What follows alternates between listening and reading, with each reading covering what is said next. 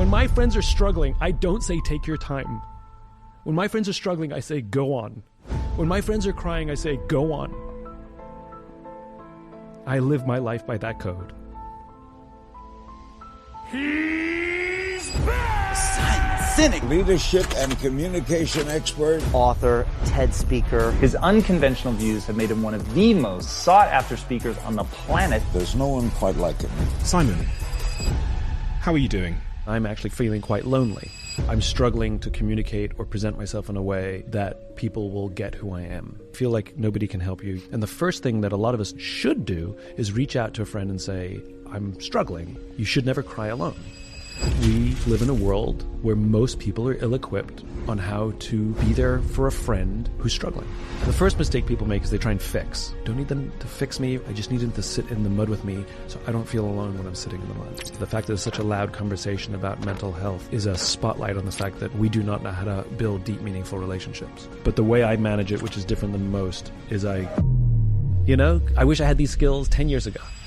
Is the design of the modern world making it more difficult for us to find love and to keep it? The problem with it is its grass is always greener because it's so easy to just go swiping. Something's out of balance. And as I'm going to say this over and over and over again, which is successful relationships are...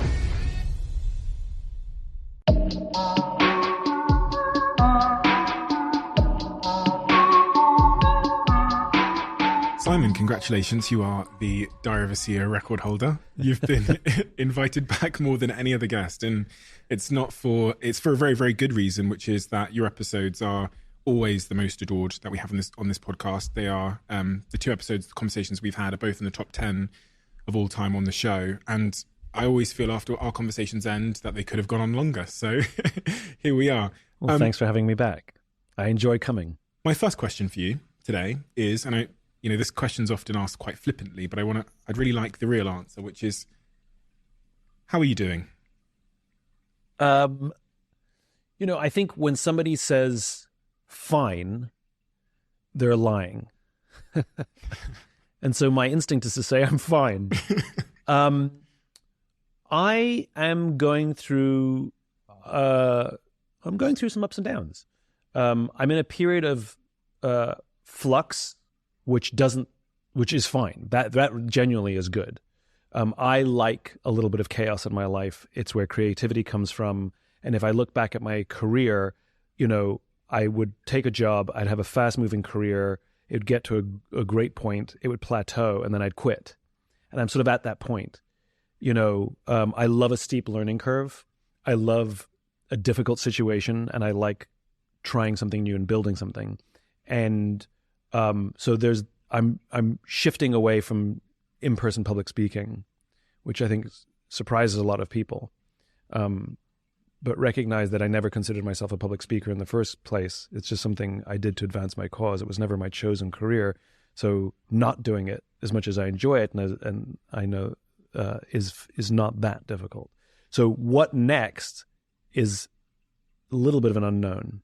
I have some ideas and I'm testing some things out, but I don't actually know where I'm going to go. Why are you shifting away from public speaking? Give me the context as to why this is a sort of a pivotal moment. There are multiple reasons. I consider myself a preacher. And when I set out on my journey many years ago, I was espousing a vision of what business could look like and what the world could look like, what our careers could look like that was different than the world that we lived in. Talking about purpose at work was some hippy-dippy stuff, and now it's a completely normal conversation. And I'm really proud to have been a part of that movement. And so when I would stand on a stage, I was preaching to people who had never heard of my work, who had never heard of these concepts, at least not explained the way I explain them. And I was converting audiences, and the good news is the movement has its own momentum. And I don't know how many, I'm converting vastly fewer people now when I walk into the room. Now they're looking for tools. Now they're looking for, which is great. And so I want to now pivot myself so that I can start having significant impact again, so that I can start affecting greater change, not just maintenance, not just reinforcing, not just affirming, change, impact is what I'm looking at. So that's a huge part. COVID, in some respects, was a gift. It created a marketplace for online. And so, I can do things that I could never do before, which is I can be in Chicago in the morning and Kuala Lumpur in the evening. That was impossible before. I have the energy to give to more people. So I'm doing that, which is great. And at the end of the day, I want to learn. I want to be in a situation where I'm actually not familiar, where I'm not very comfortable. I'm good on the stage now. I've honed my craft, and I want to be uncomfortable again. Right. The personal side is different. I know that mental health is a big and important topic right now, and I had a conversation with somebody recently, and I've realized I actually don't like the term mental health. It sounds like a fixed destination. It sounds like, if you don't have health, like if you're not perfect, there's something wrong with you. So any kind of divergence or sadness means you're imperfect, right? And that's not true. And I think it's an unfair standard to call it mental health. And I think because at the end of the day, like think about your body when you go to the gym, right? We call that fitness. And some days you have good days at the gym, and some days you have bad days at the gym. Some days your body feels amazing, you can lift huge weight. And some day, for whatever reason, you got enough sleep, you're eating well, you're hydrated, your body's just not working that day. And we're all familiar with that. And it doesn't really bother us. You're like, bad day today. And you move on. And you allow that to happen. But we don't treat our mental fitness the same way. Being a human, you are 100% mentally fit if you have sadness, and if you have joy, and if you have doubt and uncertainty and insecurity. That's what it is to be human. Like your body sometimes has pain. There's nothing wrong with your body. And so I like to call it mental fitness rather than mental health, right? I'm always working on my mental fitness. Mm-hmm. And I allow for periods of darkness. So right now, when you said, how are you? The space that I'm sitting in is I'm actually feeling quite lonely. Mm. And I learned about how to manage mental fitness during COVID more than I ever had prior, because we had to deal with so much shit, right? And so prior, I would have been embarrassed by saying I'm feeling lonely. I would have hid it, suppressed it, don't like negative feelings. Whereas now, I'm just sitting in it, not worried about it. I'm allowing it to go through me, like I'm allowing myself to have a bad day at the gym. And weirdly, even though it's not necessarily fun, weirdly appreciative of it, because it makes me human. It just reminds me of a story. Earlier on in my career, I was invited to speak at an event, which is the Association of Meeting Planners. So there's an American Meeting Planners Association, whatever it is. Literally everybody who hires speakers from every big company and association has their own association, and they come and have their own event. So to get invited to speak at this event is like, if you nail it, your career is set for the rest of your life. And if you blow it, your career is over, right? Because like literally everybody who hires all the speakers for all the big events is in this room. And I got invited. Huge honor, right? And this is back in the Start With Why days, and I'm good at Start With Why. Like I've done this thing probably thousands of times. I know my stuff. So I get up there, I'm doing Start With Why, and I lose my train of thought. It's okay. I'm a professional. I know how to deal with losing your train of thought. You go quiet, you relax, you get your thoughts back, and you pick up where you left off. It's happened before, no problem. So I do what I know how to do. I go quiet, and nothing comes in. And now the panic starts. Now the heart starts pounding. Now my life is flashing before my eyes. Now I'm recognizing, oh my God, my career is over, And I look at my pad, and I look at the audience. I cannot remember what I was saying. I don't know what to say next. I don't have a joke. I've got nothing. I've just got panic. So I turn to the audience, and I say, do you ever have that feeling, that sinking feeling when you lose your train of thought, where your heart starts pounding and your hands get clammy and your life flashes before your eyes? I said, I'm having that right now. And I'll tell you, I am so grateful for that feeling right now because it makes me feel alive. And the audience exploded with applause. I said, right. Now, if somebody could please just tell me what I was saying so I could pick up where I left off. And somebody screamed something out and went, thank you. And I picked up and I finished. The point was, I could have suppressed the panic, but I was open about the way I was feeling. And what I learned was everybody was there to support me because I acknowledged that I'm human and it's relatable. And so that's how I feel right now.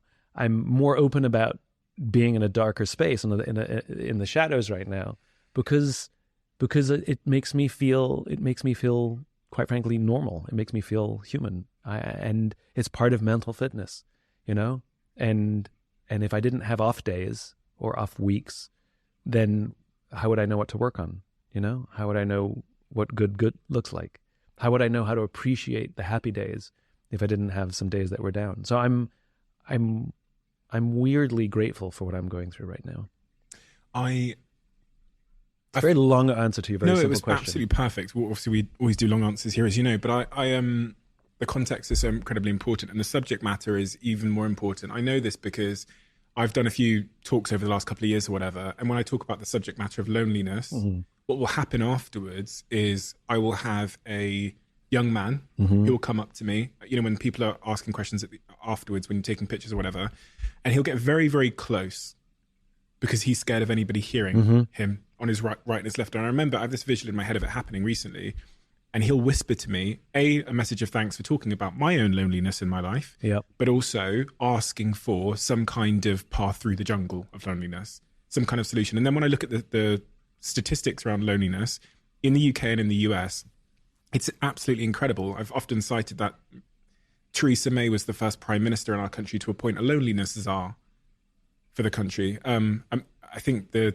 statistic which I've often quoted is that the medium American used to say they had 3 people they could turn to in a time of crisis, and now that answer is 0. And we're heading in that direction at a very sort of global, often Western world level. So I think the subject matter of loneliness is an incredibly important one. My first question on that topic then is, what is the symptom of loneliness? How does one know if they are lonely? And because it's so easy to confuse it with another feeling. Yeah. What's your sort of symptoms? So when I say I feel lonely, and I think when people say they feel lonely, I think what it is that, you know, we're social animals who want to feel included, but also feel like people see, hear, and understand us. And I think my symptoms of loneliness are feeling misunderstood, or like people don't get me, or worse, I'm struggling to communicate or present myself in a way that people will get who I am. You've heard me say this, you know, there's an entire section in the bookshop called self-help, and there's no section in the bookshop called help others. And what we're desperately needing more than anything is a help others industry. Like, we do not teach people how to help each other. We do podcasts and write books about how how you can find love and how you can build your business and how you can become a millionaire and, you know, how you can find the job that you love. It's all about me. And there's not enough about how can you help somebody else find love? How can you help somebody else, you know, find commercial success? Or we don't do that. And we don't teach it. And those are the skills that are desperately needed for each of us to find mental fitness, because we can't do it alone. You know, when you find darkness, however you want to define your darkness, you know, you feel alone, you feel like nobody can help you, you feel like you have no agency, you feel like you have a lack of control. And the first thing that a lot of us should do is reach out to a friend and say, I'm struggling, or I need help, or I'm lonely, or I'm depressed, or I'm sad, whatever the feeling is. And that person, do your friends, do your colleagues, do your teachers have the skills to know how to hold space? So the first mistake people make is they try and fix. Don't try and fix. It's not a fixing thing, you know? It's like, I had a bad day at the gym. Nothing to fix, you know, nothing to fix. But then do you know how to listen? Do you know how to hold space? And I think one of the reasons more of us are struggling with mental fitness is because we ourselves lack the skills to help our friends who are struggling with mental fitness. And the more that we as a society are equipped to help each other, the more that there are other people there to help us. So, you know, if and I have a rule with my friends. My rule is no crying alone. My close friends all know this, and we all obey it. Like, I'll get a call from somebody who's a significant person in the world that people know who they are, and they'll call me and say, "Do you have a minute?" And I'll be like, "Yeah, what's up?" They're like, "I think I need to cry." I'm like, "Go. What's on your mind?" And they'll tell me what's on their mind, and they will cry. And that's my rule. My rule with my friends is no crying alone. Because if you're at the point of absolute frustration, exhaustion, whatever it is that you can't hold it in, I'd rather you call me or one of us and you do it with somebody. You should never cry alone. And so I'm really good when I'm in a place like this of calling somebody and telling them, because I don't want to go through this alone. And some of my friends do have the skills where they can say, "How do you feel?" "Oh, this is how I feel." "That must be really frustrating." "Yeah, it's really hard." "Tell me more about that." "Well, I'm sort of going through this and that." And they know how to hold space. That's all I need. I need somebody to sit in the mud with me. Don't need them to fix me or clean me off or give me a towel. I just need them to sit in the mud with me so I don't feel alone when I'm sitting in the mud. And I think it's our responsibility to be able to have that skill set to do it for our friends and the people we love or our colleagues. We don't teach listening. We don't teach difficult conversations. The fact that there's so much conversation about mental health right now is of course in part because we've just come through this crazy ass thing called COVID and lockdowns and exaggerated politics and and divisions in our countries and et cetera, et cetera. Social media, sure, you can pile that on if you want. But I think really what it is, the fact that there's such a loud conversation about mental health is a spotlight on the fact that we do not know how to build deep, meaningful relationships. I think it is an indictment on our current state of affairs that not only do we not have the skills to be there for our friends, but we're the way we're reacting to it is by trying to seek resources to help me rather than teach me how to help my friends. I think we're going about it half-assed. I was really surprised when you gave the answer regarding when I said the symptoms that have indicated to you that you are feeling lonely. Mm-hmm. I think even in my head, I was expecting it to sound more like an absence of other humans around you. Mm-mm. And that's the whole distinction between being alone and being lonely. Mm-mm. Your answer was about how you feel like you're not understood. Mm-hmm. By who? Is this friends or is this the world or is it? I'm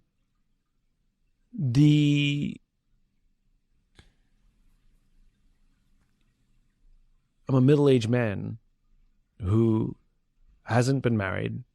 Not that I care about marriage, but I haven't even had like a 10-year relationship. And I'm realizing some of it is self-inflicted. I chose a career path that made me pretty undateable. I was on the road so much. It was difficult to have a relationship. But some of it is also managing the effects or the symptoms of ADHD, which wasn't a thing when I was a kid. So I couldn't be diagnosed, which I'm glad for, quite frankly, because I had to learn to manage certain things myself, which became strengths as an adult. So not bitter about that. I wasn't diagnosed until I was 32. So pretty much in life, and one of the things that I've learned how to manage it really well professionally. Like I know how to manage my ADHD in a professional context really well. I'm only now learning some of the symptoms, how it affects personal relationships and how I show up in relationships that I didn't even realize. So my whole life I'd be in relationships and women would tell me, "You're so hard to read." And I was like, "I'm an open book. What do you mean I'm so hard to read? I'll tell you anything you want to know." And what I've learned is people with ADHD, not all of them, but some of them do something called stonewalling, which is an accident. It's not something conscious, where you're telling me something about your day, whatever it is, or about our relationship, and I have nothing to add. And so what on my face you see, nothing. Yeah. And I've acknowledged them. Like, "Oh, this is fantastic and wonderful. This is great, but I have nothing substantive to add, so I just add nothing." And so the accidental effect is, did I say something wrong? Did I offend him? Does he not agree? And so I know that about myself now. So I can say to somebody, if you're not getting the reaction that you need, if you need any reaction, just ask me for a reaction. How does that make you feel? Is that okay? I'm like, "Oh my God, that's fantastic." Right? And I'll give it to you. Or I'm really blunt and forward with questions. For example, I have a friend, she's an entrepreneur, she's a solopreneur, she offers services to people, and I think she's priced too low. And I was having this conversation with her, and I said, what do you charge? She told me the price, and I said, why do you charge that? That's how I asked the question. Why do you charge that? And she was telling me about this just about a week ago. It was really funny. And in my mind, that's a perfectly legitimate question. In her mind, it was such an aggressive affront. Like, what do you mean, why do I charge that? And I'm like, you're worth more. Why do you charge that? You know? I said, well, how should I have asked that question? And I guess normal people would have said, oh my God, you're worth so much more than that. Why do you charge that? You know? But I don't. I'm just like this. So I recognize that in a professional context, it's one thing. People can deal with questions like that, delivered like that in a meeting. But in a relationship, not so much. And so like sitting in this space, I'm like going through all of these mistakes or things that I've done over the course of years. And I'm a little annoyed by myself, you know? Now, I know you don't want to live life in a rearview mirror, but I mean, I can still take account. And I'm annoyed, you know? I wish I had these skills 10 years ago, you know? So I'm just sitting in a period in my life where I just, you know, I would have liked to have had some of the experiences that I haven't had yet. And, you know, my friends who are in fix-it mode, they're like, but think of it as an opportunity. Now you have these skills. And thank you, I know that. But allow me to mourn the past. That's my loneliness. I'm just mourning. I'm in a period of mourning. I have to say something. I can mourn loss, can't I? Like if I lose a friend or a loved one, you know, allow me to just like mourn, and then I'll move forwards. Like I'm okay. I will move forwards, but allow me to mourn loss. And that's all I'm doing is just allow me to mourn the loss, and I'll be fine. Just hold space for me. Come and sit in the mud with me. Ask me how I'm feeling. Ask me how I'm doing. Just let me vent. Just sit in the mud with me. And, you know, again, I think to your point, I think we just live in a world where most people are ill-equipped on how to be there for a friend who's struggling.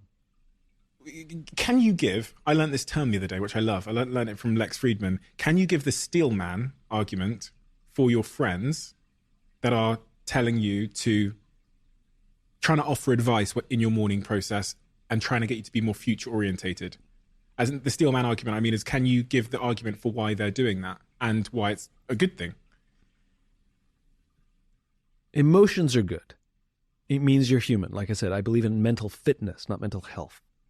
You know, that like your body, you have to work out, you have to eat well, you have to sleep all the time. It's not something you do and then you're done.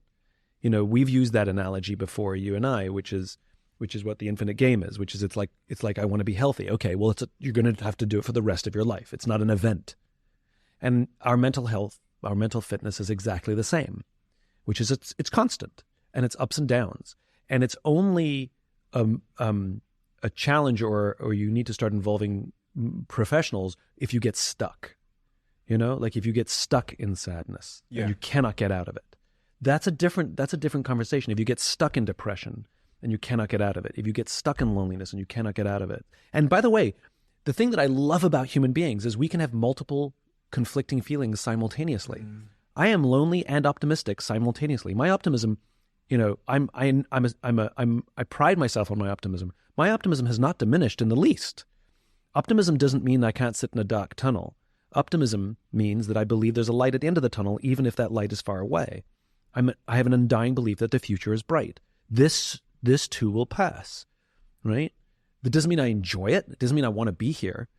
And I can be excited and I can hang out with my friends and I can have an amazing time with my friends and then go home and still feel lonely. Like, you can have simultaneous and conflicting feelings. That's allowed. In fact, it's normal.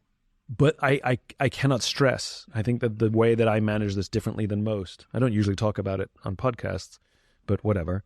But the way I manage it, which is different than most, is I don't wait for the phone to ring.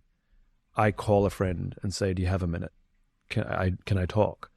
And if a friend is ill-equipped, if they start fixing, I'll interrupt the conversation and say, listen, I love you. This is not what I need right now. I love you. I'm going to get off the phone right now, okay? Because when they go into fix-it mode, it actually makes me feel worse sometimes. the friends that are some of the best equipped people are folks in the military. You know, they know how to manage shit better than almost anybody I know. I've cried with more people in uniform than I've ever cried with people in suits.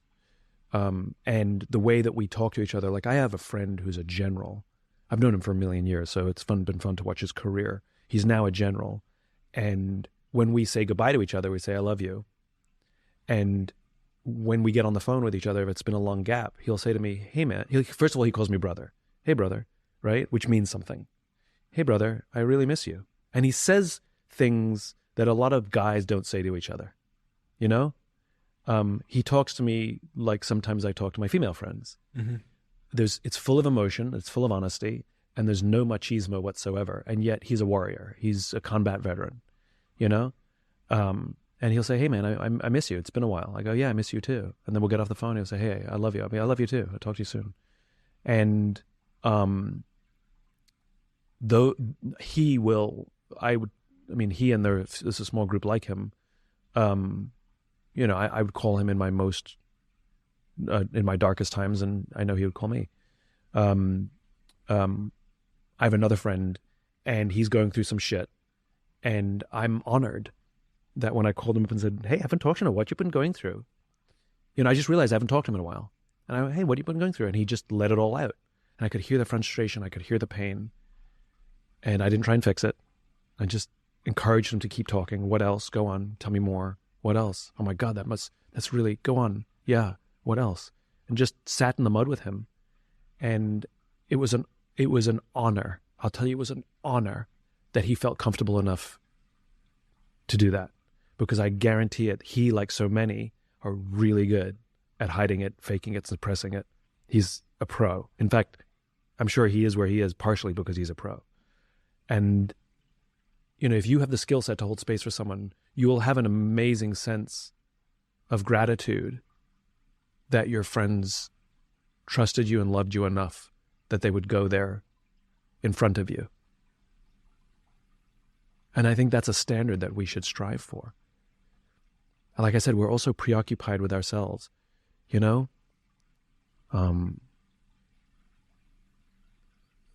There's no greater honor. There's no greater honor than being able to serve a friend in need. When I see, you know, a friend sees you sat in the mud, a friend sees me sat in the mud, their ill-informed love reaction is to try and get me out of the mud, right? Of course. You know? Well-intentioned. I don't knock it. I know it's well-intentioned. How do I get out of the mud? The reason I ask that question is because I know there's someone listening to this right now who is sat in the mud. In many respects in my life, I'm sat in the mud. Mm-hmm. The thing we're all looking for is we want empathy in the fact that we're sat in the mud, of course, but we're desperate for a way out of the mud, right? Mm-hmm. That's understandable. Mm-hmm. Where does the plan come from? How do we get out of the mud? So if it were a prescription, you and I wouldn't have to work anymore.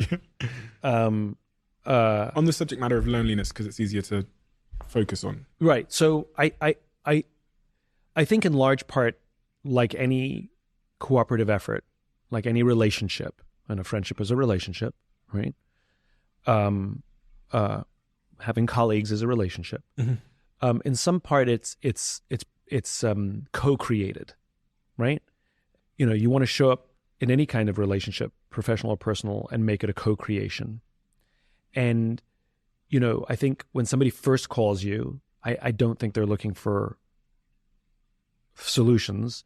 They're looking for companionship and catharsis. They're just looking not to feel like overwhelmed. And at some point, you can either ask, can I offer some pointers? You're not ready for that yet. No, I'm not ready for that yet. Versus, yeah, go ahead. Or the person will ask themselves, you know, what do you think? What do you think? What do I do?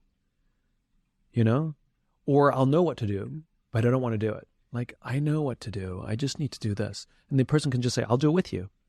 And just offer, again, companionship. Most of us believe it or not, have more knowledge about how to get out of it than we think, because we've dispensed the advice in the past. Probably, I think most of us have a sense, like, it's, again, I think part of it is allowing ourselves to feel the feels. I think if I suppressed the feelings, they would last longer. But allowing myself to feel the feels, I know, is part of the solution. It's like, if you try and suppress feelings, it's not good. Yeah. You know what I mean? They're signals, right? They're signals. Yeah. They're just that's all they are. And maybe they're telling you other things. Like, maybe all of my loneliness is telling me is like, Simon, you idiot, just get some sleep. Maybe that's all it's telling me. Maybe I'm feeling lonely is because I'm just freaking exhausted. Turns out I've been sleeping better, and turns out I feel better. Maybe I've been eating crap. Maybe I'm full of friggin' sugar and fat. Do social expectations play a role? I am this age and I should be this by now. Oh, I think we have to say yes, right? And like, the midlife crisis is a known thing, and you sort of expect, you hit middle life and you're like, all right, you're going to start evaluating everything, your receding hairline, your sagging body, you're, and new comedians joke about it. We joke about it. But I think the new thing is the quarter life crisis. The number of friends that I have that are in their mid-20s or like barely pushing 30, and they're suffering all the things that somebody in their midlife would suffer, and their evaluation is different. It's not like, oh my God, I'm closer to the day I'm going to die than the day I was born. It's not that. It's more like, oh my God, I'm at this age and I haven't achieved all the things I said I was going to achieve, or I'm just getting started, or I think now the quarter life crisis is like a real thing. Yeah. And unfortunately, older generations scoff at it, but I think that is very much societal expectation. Like, I'm supposed to be here. Like, the number of young people I know who I say, you're entry level. Don't worry if you're running the place yet. Just, even if this is a bad job, if it's toxic, get out. But there's very few jobs that are super toxic, If you just have a bad boss, like, stick with this and learn. Like, the learning you're going to get from like, my first boss was a bad boss. And I was there for 1.5 years, and it was one of the best educations I got. And by the way, the camaraderie that I built in my team, because we all shared the same bad boss, was amazing, right? So I learned teamwork. I learned having each other's back. I learned people taking care of each other. We learned how to manage and how not to do things. I didn't just abandon it because my boss was bad. My point is when I say stuff like that to young people, they immediately interpret that as the worst advice ever because I'm wasting time. Or take a gap year. I can't. I'm wasting time. Like, wasting time from what? Like, what race are you? Who are you comparing yourself to? What standard? Like, I won't achieve the thing by what? Like, what imaginary scale are we working on here? But there is this very clear imaginary scale by which young people are pegging their life against. And the only thing I can offer is my own experience. And I know it's the worst thing to do because, when you're in it, you're in it. And nobody can think that far ahead. But it's fun to think about, right? Because I remember when I was young in my career and things were just starting to move, there was this one guy I used to go to for advice who was very much more successful than me, really buttoned up, really sort of, operations oriented. And he would constantly give me advice that he was basically either telling me I was an idiot or made me feel like an idiot by all the things I wasn't doing right or should be doing or could be doing, but it never felt right to me. And he would say stupid things to me like, I won't get out of bed for, X amount of thousands of dollars. I'm like, I do stuff for free all the time, And if I didn't have my sense of purpose and cause, if I didn't have my North Star, my why, my vision to guide me, I would have listened to him, and it would have been to my detriment. Because he was very finite-minded, and it was very sort of like, hit this target. And thank goodness I ignored all the advice, and flash forward, my career has completely eclipsed his. It just took longer. And that's the point is that the reason people don't follow my my ideas. The reason people reject my books is because they want my advice, or they want my perspective to work this year. And you'll hear, I've used this analogy all the time. Like, I will tell you how to get into shape. I will tell you have to exercise 20 minutes a day every day. You have to eat healthy, and you can only have sugar on days that start with S. You know, I like what Mark Hyman says, which is, treat sugar like a recreational drug, you know? And if you do these things 100%, you will be in shape and you will be healthy. 100%. Nobody wants that book. Right? But the problem is you have to do it. And somebody will say to me, well, when will I be in shape? And the answer is, I don't know. 100% it works. I don't know when.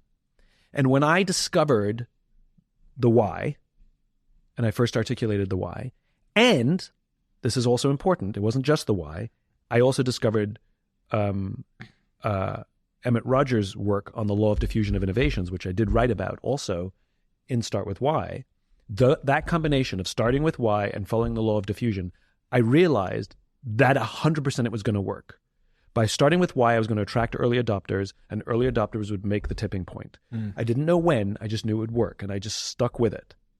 And I disconnected myself from any arbitrary, time-based achievement, which freaks people out, especially if you're on a quarterly or annual financial schedule. But I disconnected. I knew it would work, and I just stuck with it. Turns out it worked. Some of it worked quicker than I expected. Some of it worked slower than I expected. But it worked. And young people, myself included, when I was their age, I'm not saying I had I was 100% the same. It had to be a discovery for me. And that discovery didn't come to my early 30s. So my 20s were me being that person going, you're an idiot, I can't waste time. But there's something magical about being on the path and just being disciplined and just sticking to. And a funny thing is, as we're talking about this, I don't think of myself as a disciplined person. I'm actually very undisciplined. I don't have an exercise regime. Like I go in and out. Sometimes it works and sometimes it doesn't. And I'm just not a very disciplined person. And I have so much respect for people who are super disciplined. When they commit themselves to something, they do it, and they're just really good at sticking to the plan. I'm useless at sticking to the plan, right? But I'm realizing now the only discipline I had was I trusted in these two theories, starting with why and law of diffusion. So apply that to the topic of someone who is, let's say, 35 years old. Yeah. 36 years old, 37 years old. Yeah. And they're lonely. Yeah.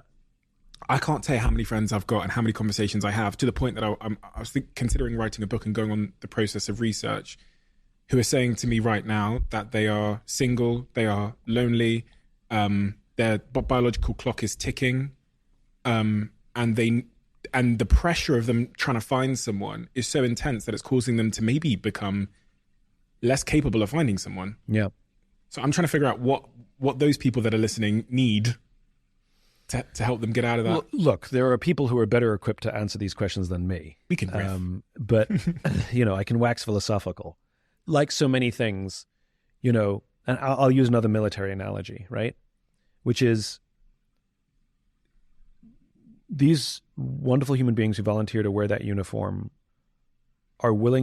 many of them are willing to risk their lives to save the life of someone they don't even like, but they love, right? Or they trust. And what people neglect or forget is that deep, intense trust that they have for each other does not show up when they arrive on the battlefield. They've been building it, and the organizations for whom they work know how to build that trust, that the trust exists by the time they get into combat. And this is when I talk about command and control. I talk about asking people and getting feedback and all these things, but the reality is command and control also is a real thing. So, if you're a Marine and you show up in combat, they talk about that as managing chaos. They refer to combat as managing chaos. Sounds a lot like an entrepreneurial venture. That is managing chaos, right? And there are times where you have to be command and control. But the problem is you can't be command and control before you've earned somebody's trust.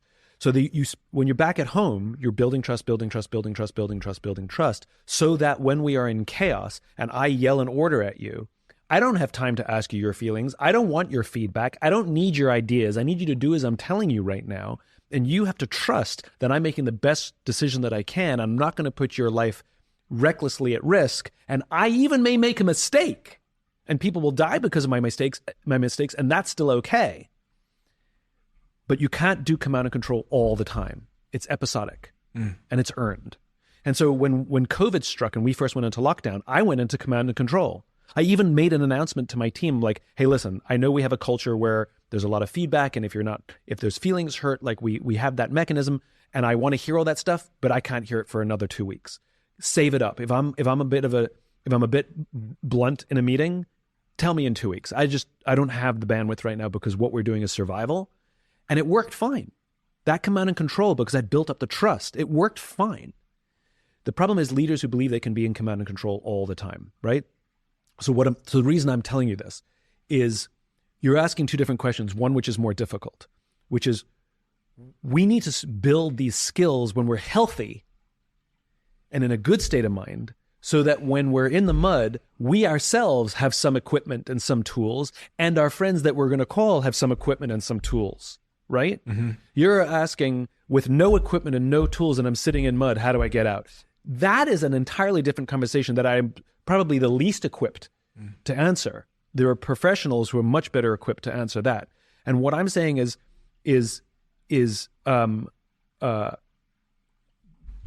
so that we don't find ourselves in that situation right now with big smiles on our face. How's your day? Great. I'm great. Things are great. When are you taking that listening class? When are you going to practice mindfulness and meditation? And have you tried meditation? Yeah. My girlfriend, yeah. My girlfriend's like a yoga meditation. Okay, so you're forced to do it. Yes, exactly. Got it. I have to run away from it. Right. Okay, so if anyone has ever practiced meditation, you sit still and you focus on one thing. When they say clear your mind, that's not true. You don't clear your mind. That's impossible. But you do focus on one thing. It could be your breath. It could be your mantra. It could be a dot on the wall. It could be a sound. It doesn't matter. The point is you focus on one thing. And when you get distracted or you have another thought, like, ooh, did I leave the oven on? What you do is you label that a thought and you push it out of your mind and you say, I'll deal with that later. And you go back to focusing on the one thing. And there are tremendous benefits to the self of being present and calm and clear-headed by practicing meditation. But that is not the sole purpose of meditation, just so you can be present. In fact, I believe that you are not present until someone else says you are. Right? So the reason you practice meditation is so that when you're sitting with a friend and they're telling you about their good day or their bad day, you are focused on one thing and one thing only, what they're telling you, as opposed to waiting for your turn to speak. And you may have thoughts, and you say, that's a thought, I'm going to label that and deal with that later. And you remain so focused. And there's a bang in the background, but your eyes don't leave your friend because you're so present. At the end of the conversation, they will say to you, thank you for listening. They will say, thank you for being present. They'll say, thank you, I feel heard. Congratulations, you were present. Congratulations, all that meditation was worth it now. The practice of meditation, though it has benefits to yourself, the reason to practice meditation is as a service to others. The ADHD point that you raised, and you've talked a lot about exactly that, which is being able to sit and listen and hear. How did you, because it almost sounded like you self-diagnosed that as being playing a part in your historic relationship challenges. How do you know? Because you know what I mean? Because if you make that sort of self-diagnosis and then you build a plan around that, and it's the wrong self-diagnosis, you end up in another unfortunate place, if that makes sense. So if I'd self-diagnosed myself based on that experience with my parents, I could have been aiming at the wrong target. So it's about this question's about self-awareness. How does one develop the self-awareness? Is it feedback? I think there's a difference between introspection and awareness with accountability versus victimization versus victimhood, right? By the sound of it, you didn't say, my parents did this to me. No. Right? Not useful. But that's victimization. It's the same thing. Right, yeah. I can't have a relationship because my parents fucked me. Yeah. Because they didn't give me an effective model and they didn't love me enough and they didn't hug me enough. And so the reason I can't have relationships is because of my parents. Disempowering. It's disempowering. It's also victimhood, right? Whereas, okay, well, the cards that I was dealt, I got a lot of good cards for some things. And in some places, maybe I got to work a little harder on this one. So the cards that I was dealt from family, I hold no grudge. I'm not angry at them. They didn't have the tools. It's okay. And I don't curse them for it. They didn't have the tools. But I'm going to have to learn the tools. You know, other people learn it from their parents. I'm going to have to learn it from other sources. And I could say the same thing about listening skills. You know, some parents are really good at holding space for their kids. And those kids will learn how to hold space with their friends because it was modeled by their parents. And some parents don't have the tools to hold space for their kids. Or maybe they work in really, really horrible jobs. And so they come home and they're short-tempered. And so, you know, there's a chain of causation there. And the kids aren't learning those skills. They're going to have to learn it from somewhere else. That's why I say we have to teach it at work. We have to teach these skills at work or in universities, because we cannot take for granted that people are learning these skills at home or with their friends. What if I just smell though? Like, and I totally fucking miss the target and I just stink. Like I have really bad body odor, but I've thought, you know what it is I'm just too picky. So I'm trying to figure out how we become more self-aware as to what the real issue is. Now it sounded like you'd spoken to some of your exes or something. I have great relationships with many of my exes. And there's one ex I have in particular where we broke up. We got back together. We broke up properly. And she hated me for a while. I probably blamed her for the breakup. I'm sure we blamed each other. Then at some point we sort of like calmed down and we went out for dinner. And we sat at the bar. I even remember the restaurant. We sat at the bar and we literally dissected the relationship. And we didn't do it with accusation. What we did was we didn't sit down and say, you did this, you did this, you did this, which is how we were for the previous, 6 months in our minds. We sat down and said, oh my God, I'm so sorry. I did this, and I did this. And sometimes the other person affirmed, yeah, you did that, but we showed up with accountability rather than accusation. And at the end of dinner, we hugged each other with immense gratitude because it is so rare that you get to sit down with an ex and not only take accountability for the things that you screwed up, but learn about other things you screwed up and learn about how you were received, even if you thought you were doing things right. And in everything else, if you have a failed business venture, you sit down and you have a hot wash. You sit down and you sort of like go back and see what went wrong so you don't make the same mistakes. You do that in almost every respect of our lives professionally. But very rarely do you ever get the opportunity personally, because usually the two people don't want to talk to each other anymore, right? But we sat down, and by the way, there was no expectation that a friendship was going to come out of this. We just sort of like, I don't know why we showed up, but we both did. And we would both admit that it was one of the greatest things we could ever have done, because we got to find out how we were in the relationship, which usually you never find out where you are. So to go back to your point, I think feedback is the thing, the only common factor in all our failed relationships is us. It's their fault only lasts for a period. At some point, there's some accountability to be had. And if you don't know what it is, there's something to be said for picking up the phone and calling an ex. And I don't mean the one that just ended up like a week ago, but like give it some time, like calling an old ex and say, I know you're probably surprised to hear from me. And by the way, it's been a long time, I know. And the reason I'm calling is because I'm really taking myself on. And first of all, I probably owe you a bunch of apologies for how I showed up in the relationship, but I really want to learn how I showed up.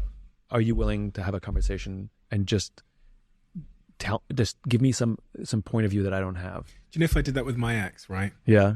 I don't believe there's anything that they would say that would surprise me. However, I do think they'd say things that I've never acknowledged. Does that make sense? At my core, I think I'd go, yeah, Now you Right. said it. Do you know what I mean? Yeah. Oh, fuck, yeah. So that's so then it gives you a space. Look, you can't screw up that relationship. It's screwed up. Yeah. So in that space, you can be like, yeah, I did that. And you're not risking anything. Even the most introspective people in the world don't have total objectivity on themselves and can't see all the angles. You don't have to agree with things. That's the thing, which is just because somebody says something doesn't mean that it's true. The way when we do 360 degrees feedback sessions in our company, for example, the counsel we offer is you have to listen to what the person is saying. The only thing you're allowed to say in response is thank you, because they're giving you a gift by giving you this feedback that they would rather not give you because it's easier for them not to give it to you. So just say thank you. Don't argue. Don't give excuses. Don't explain. Just say thank you. And you don't have to agree with it. You can ignore it. However, we say, if you have an emotional response to it, like anger, it's probably true. Did you have an emotional response? To some of it, sure, of course. And if you disagree, you listen to it and you go, no, that's not true. Right?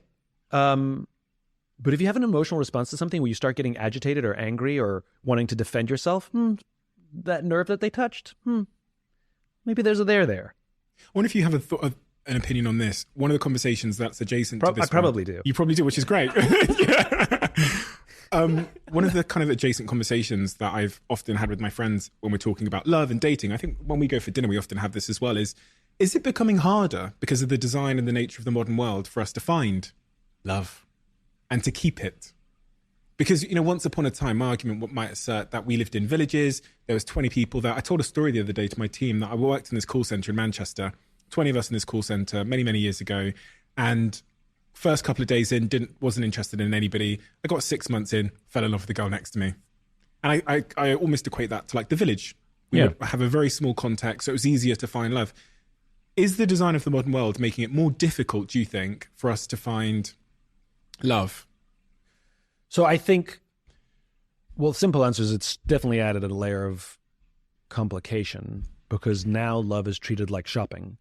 We shop for partners like we shop for shit on Amazon.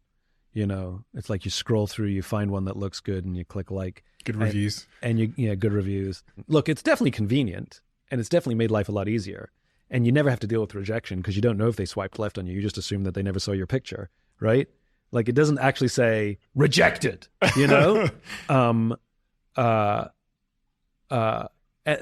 think the problem with it is it's grass is always greener because it's so easy, to just go swiping.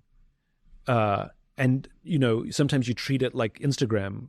I've done this where I've sat in my bed late at night because instead of looking at social media, I'm looking at a dating app and I'm swiping right, like I'm clicking like on a post, and then it says you're connected. I'm like, damn it, because I don't actually want to like go through the effort of like connecting. I was just liking the post, Scott Galloway talks about this. I can't remember what the numbers are. But the point is there's a massive disparity of men that just don't ever connect. And there's nothing more dangerous in a modern society than a lonely man, right? And if you look at terrorism and if you look at mass homicide and things like that, it's very often a lonely man, And you add in sex and incels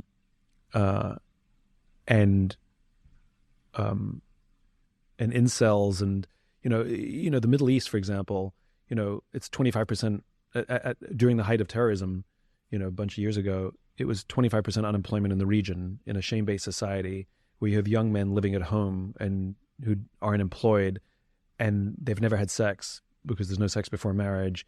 And how are you ever going to meet a girl when you live at home and you don't have a job? And then all of a sudden that stress comes out somewhere. And I think we don't talk about sex and sexuality as a part of our other behaviors. And I for some reason, because we think it's bad to connect, sex life with how people show up in the world. But you take somebody who's a sexually frustrated man in their mid to late 20s, and all of that pressure and insecurity and, now desperation, like it comes out in horrible ways. And the need to exert control comes out in horrible ways. different conversation. Scott Galloway, I said, has some fantastic numbers on this. So I think, the dating apps aren't necessarily fair.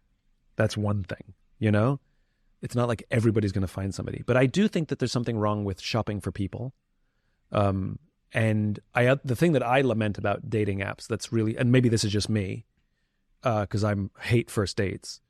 Oh, God. The worst. But the reason, why do you hate them? Pre dating apps, or let's not pre dating apps. It's just when there's no dating app being used. The way that we traditionally would meet somebody is you meet them at a party, at a dinner party. You meet them at the pub. You bump into them at a museum. You make small talk, or you eye them up from across the room, and there's some attraction, and then one of you musters up the courage to go up and start flirting and have a conversation. And at some point, you say, "Can I get your number? I'd love to continue this." And they'll say yes or no. And the flirting and the initial attraction has already happened. And so the first date is actually the first date after the initial attraction and flirting. Now with dating apps, the flirting, the initial attraction, the attempt to court someone is all happening simultaneously on the first date. There's a lot of pressure for a first meeting where, when you meet somebody in IRL, it's like, it's happened. The initial attraction has already happened. There's no expectation they're not going to look like their picture. They're going to look like exactly what they're going to look like when you met them. And it's dinner, so there could be 3 hours allocated. It could be expensive meal. Whatever it is. I think there's nothing quote unquote wrong with online dating. I just think we like everything. Like there's nothing wrong with online shopping. But there's the reason that bricks and mortar stores still exist and that Amazon is opening stores. It's because people like to go shopping. It's a hunter-gatherer thing. Like there's entertainment in it. It's more than the purchase. It's more than the transaction. It's the browsing we enjoy. It's in our DNA. And I think that there's nothing wrong with online, but I think that making an effort to do, in real life things should be included, should be balanced. It's like everything in the world, I'm a great believer in balance. I don't usually rail for or against something. I'm usually about talking about balances and imbalances. Even social media, so much has been said about, what I've said about social media and millennials, et cetera. I'm not against it. I'm talking about balance, and it's out of balance. Even corporate culture, I'm not against many of the modern things. I'm against the imbalance. Capitalism is unbalanced in its current form. So when we usually feel discomfort or anger or frustration, it's usually due to the imbalances. Isn't that where this conversation started? That feelings of loneliness, something's out of balance. And this is why I call it fitness rather than health, because fitness is the attempt to maintain equilibrium, attempt to find balance. Sometimes it tips one way and sometimes it tips the other way. And you're constantly working to maintain balance. That's what all of this stuff is. Business is the same. You're an entrepreneur. It's feast or famine. It's never the right amount, and you're constantly working on balance. And I think that's the strongest argument for playing the long game, which is it's always teetering. That means you have to constantly be alert and constantly be working, because if it tips too far good, it's going to tip the other way. Don't rest on your laurels. Make sure you have got money in the bank. Like stock markets just don't go straight up. It's not how it works, right? At the same time, when it goes the other way, it's like, don't worry, this too shall pass. This also won't last. Start working on some skills that you maybe haven't worked on. Start reaching out to people. Start apologizing. If you've been so self-involved with yourself and now you're in a lonely place, sometimes being lonely is calling up a friend and saying, I've been an asshole and I am sorry. And I'm in a really dark place right now. And I'm just looking back thinking, oh my God, I've been so self-involved that there's no one around me to be there for, and I am so, so sorry. And again, it goes right back to everything we were talking about, which is it's accountable for me versus victim of me. That I'm not a victim of the world around me. What impact has that had on your self-esteem? The realization, the awareness that you are feeling lonely. Has it had any impact on your self-esteem at all? Does it? Especially some of those, confronting some of those tough truths from the past. It's a good question. Again, I'll go back to what I said before. Which is we can have multiple feelings at the same time, even if those feelings are opposite. So I can be insecure and confident at the same time, right? Because so much of it is situational, right?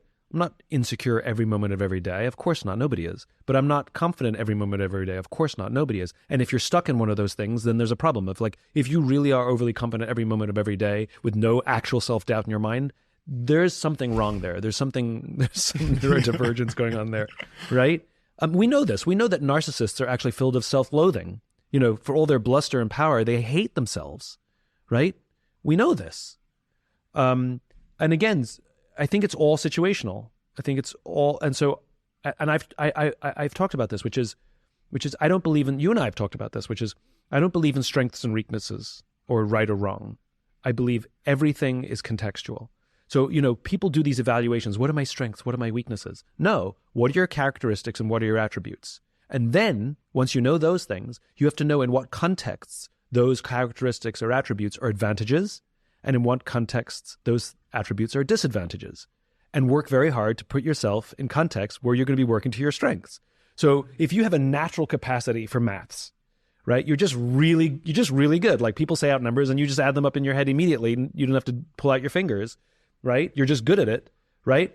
Put yourself in a situation where that's an advantage. If you are maths like incapable, don't become an accountant, no matter how many people tell you it's a good thing to become an accountant, right? It's just not going to go well for you. So you can go down the list of our personal attributes. And I have attributes where, for example, I think out loud. Is that a strength or a weakness? Context dependent, right? Put me on a stage, ask me a question, let me wax philosophical, give me a podcast on a microphone, give me one question, and 4 hours later, I'm still talking, advantage, right? Sit me down on a team when I'm having a team meeting and somebody says something and I'm thinking out loud, I'm now dominating the meeting. Maybe I need to learn how to scale that back a little bit. What are those layers that you've peeled off recently? I can think of layers that I've peeled off in the last, couple of months with people close to me that I was always scared to peel off before, but I've had to in order. Like what? So with my girlfriend, I reflect and I don't think I ever told her truly that I'd ever had like a bad day or that I was like feeling bad about anything. Yeah. I think I'd always just had this wall up. I thought, because part of me stupidly thought that if I tell her when I'm having a bad day or I'm feeling anxious or whatever, then she'll start talking about it and it'll make me more anxious and then I'll have to calm her down. So I just keep it to myself.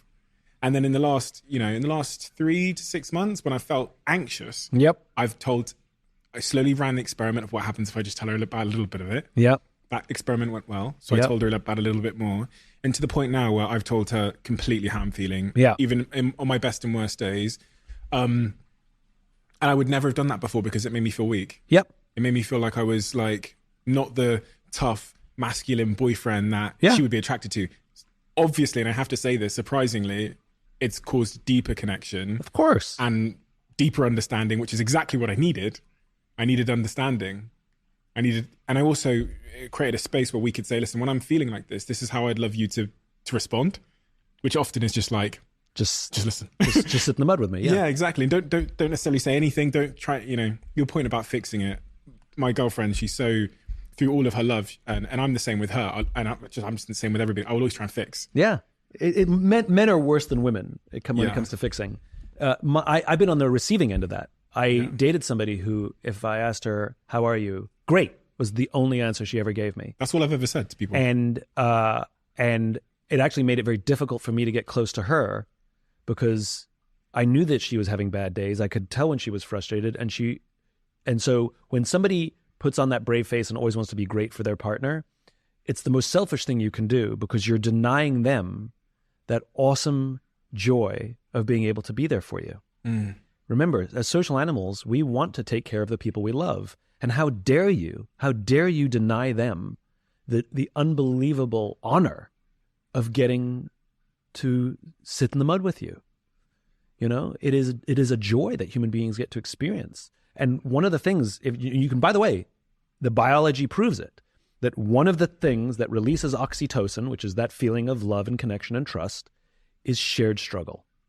Shared struggle releases oxytocin, which is why when families go through tragedy, they get closer, which is why when societies go through hurricanes, there's intense, politics get put aside and we support each other, right? And it's the same in a relationship, which is if you allow someone to sit and struggle with you, it actually deepens the relationship biologically.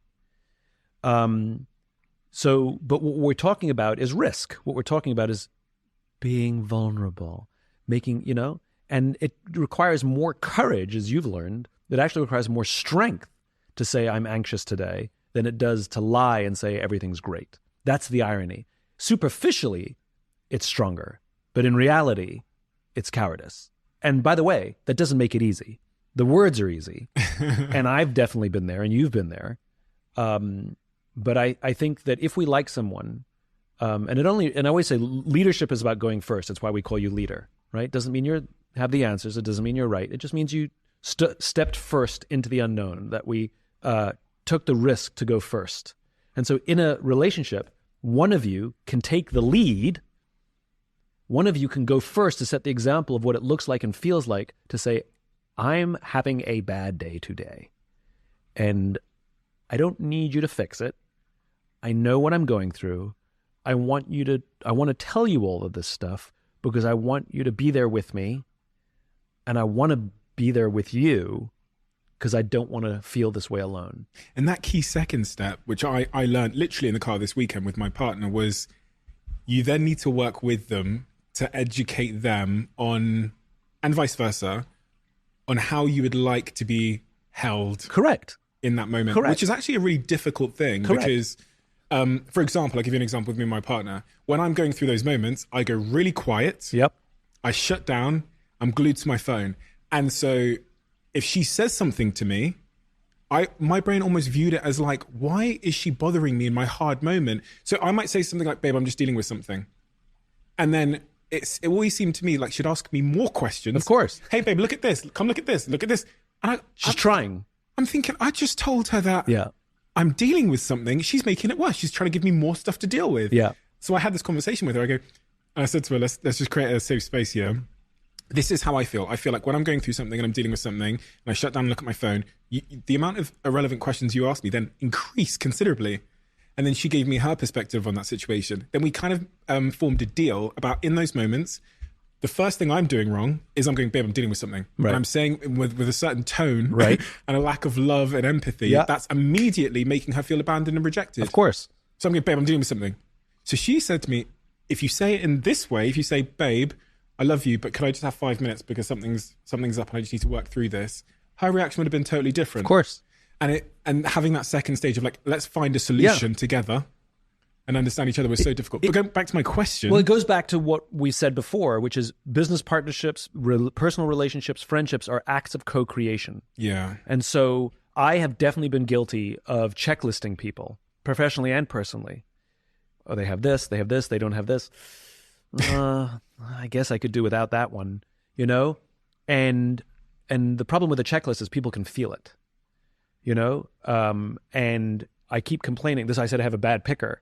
It's because I would show up with my checklist early in my 20s, and if they were strong, which is the kind of person I want to date, they would be like, this idiot has his checklist. I can't meet everything on his checklist. He's not for me, right? And so what I ended up was attracting was people who would mold and bend to fit my checklist, and then I'm like, but then I don't even know who you are. Bad picker, my fault, right? Take full accountability. But the point is like, I go to pain saying I may have preferences. I have a couple of deal breakers. I think everybody should know their deal breakers. But the amazing thing is I actually have fewer deal breakers than I thought I did. What are your deal breakers? Not talking about you someone. set that up, no. Simon. No, that's that's for me. Fair enough. That's for me. This is not a dating app. I can tell you my deal breakers. Great. I'd love to hear them. So, I mean, look, there's some obvious ones, right? Some of my deal breakers, I want somebody who's taking themselves on. Mm-hmm. They're in constant growth and constant improvement, right? Somebody who thinks they've got it all figured out, this is not going to work out, you know? Obviously, you know, integrity, somebody who lives a life of service is really matters to me. Like when somebody, like all they're driven by is money, cash, fame, fortune, success, you know, like anybody who posts a picture of themselves on a private jet on a dating app is an immediate no, you know? It's like, ugh, right? Like, of course, those are some basics because those are my values. I'm service oriented, and I need to date somebody who's passionate about something. It doesn't matter if it's been commercially successful or not. That's not what I care about. But you have to have a love for something, a passion, something that like excites you and gets you out of bed, even if you don't get to do it all the time. I don't care if you're a painter. I don't care if you're trying to change the world. It can be big. It can be small. Just have a love for something. Shall I give you my 3 that I look for? Please. So I was, through my early 20s, I love that you wrote them down and you know them. Because there's only 3 of them. There used to be 300. So it'd be like this color hair, this color height, this color this. I want it to be this shape and this size. And then I was like, how do I consolidate this down? So I came down to 3 things that are important.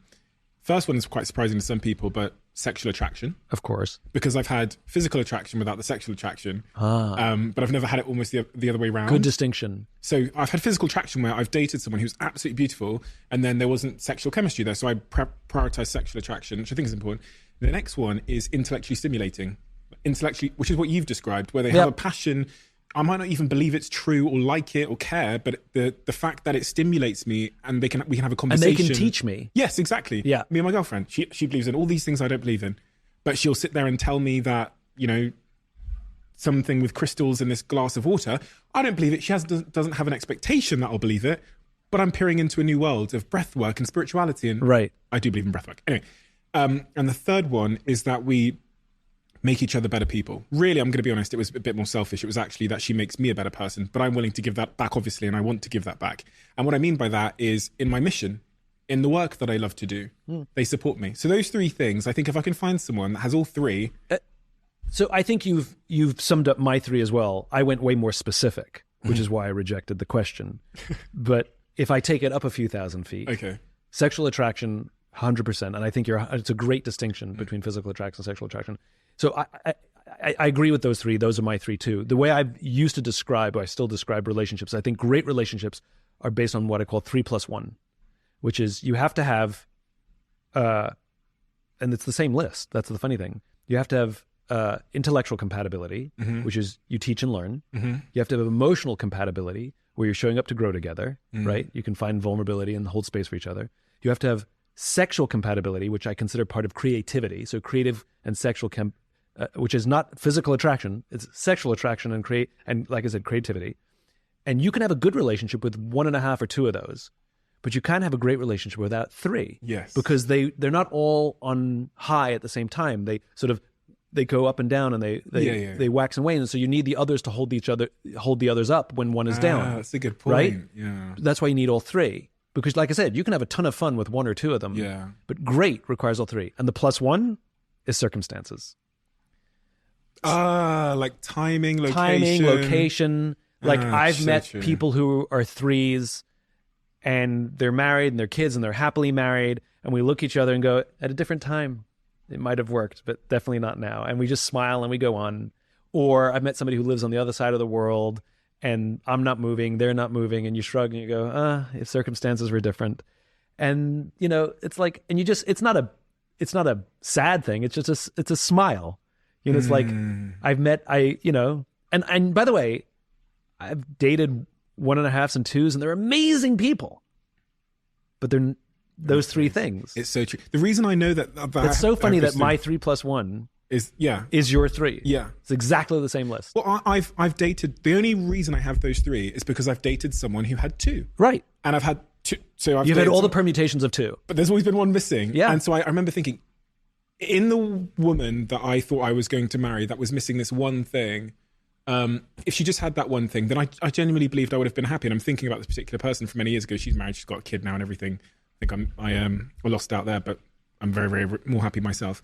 But she just missed one of those things. And then I can think of my previous relationship, like, if they just had that one thing. So now I found someone who I genuinely, whether she's listening or not, has all 3. And I go, that's me. let's go to the till. You know what I mean? Like the thing that I'm appreciating, there's two things that I'm appreciating. One, she has all three, but you have to have all three for her. Oh, I hope so. Right? Because like she has to find you sexually attractive, she has to find you intellectually stimulating, and she has to find that you're emotionally available for her, which means when you're having a bad day, you have to say, I'm having a bad day, not be great all the time. Otherwise, you're only a two to her. If you're actively being strong all the time, then you're only a two to her, and you'll Sometimes only ever be a two to her. So there you go. So it's all fine and good for you and I to have our 3+1, but we have to have the 3 for them too, and that's the work. That fluctuation point is so important. Yeah. Because sometimes we have 2 in our relationship. Yeah. 2 of the 3. Yeah. But the other 2 are very important to hold us through that storm. And it's unpredictable as to when they go up and down. And sometimes you're not sexually compatible and you're just snuggling and that's all you want to do, and you don't want to do anything more than that. But that's okay, because the vulnerability is so deep and the intellectual is so high that it's okay. Like the relationship is really very, very good. You're both very happy. Should we make this dating app, or should we let someone else steal the idea? Because there's going to be someone out there that's going to go, the 3+1 app. I think we should make it. Okay. And we should call it 3+1. I love that. So I guess I do know my list, and that's the 3. And if I look back at my failed relationships, and again, personal accountability included, I think that in some cases I definitely did not present myself in one of those things.